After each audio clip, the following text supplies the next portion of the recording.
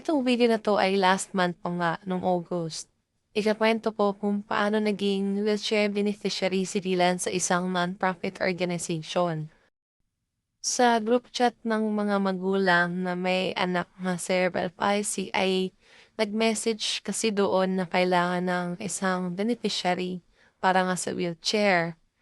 Pero walang sumasagot or walang nagko-comment.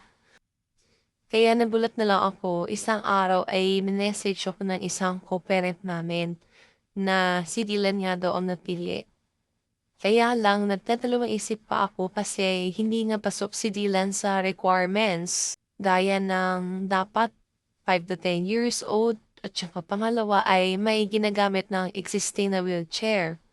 Pero approved pa din daw si Dylan kahit stroller lang siya. Ang aga namin dumating kaya nag-antay muna kami. Tapos sinabi lang sa amin na may 3 pamilya pa pala kaming kasama. Habang naghihintay ay pinagmeryenda muna kami, pinagkape. Actually, yung organization ay sila ang nag-provide ng transportation sa amin. Pinasundo kami sa Grab at free meals na din sa buong araw.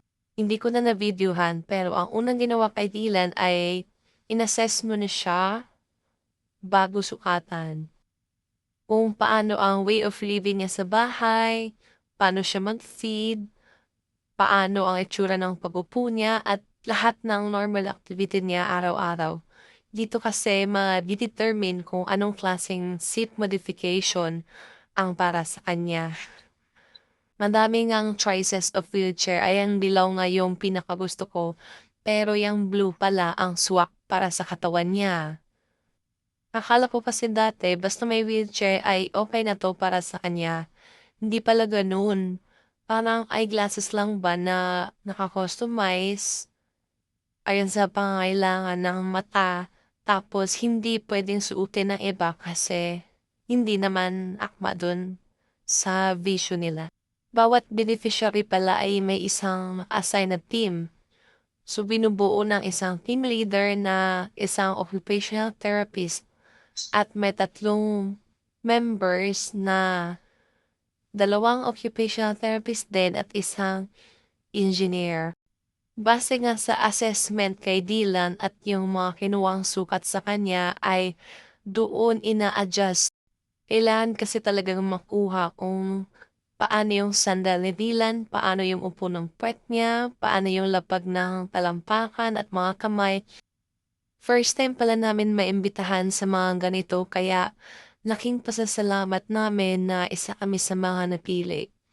Panahon na din na mag-upgrade kami ng chair ni Dylan kasi malaki na siya at halos hindi na magkasya sa stroller. At sa mga oras na yan ay final touches na. At ito na nga ang resulta ng seat modification sa napiling wheelchair ni Dylan. Ang follow-up pala nito ay after 6 months. So, mga February next year, ang balik namin.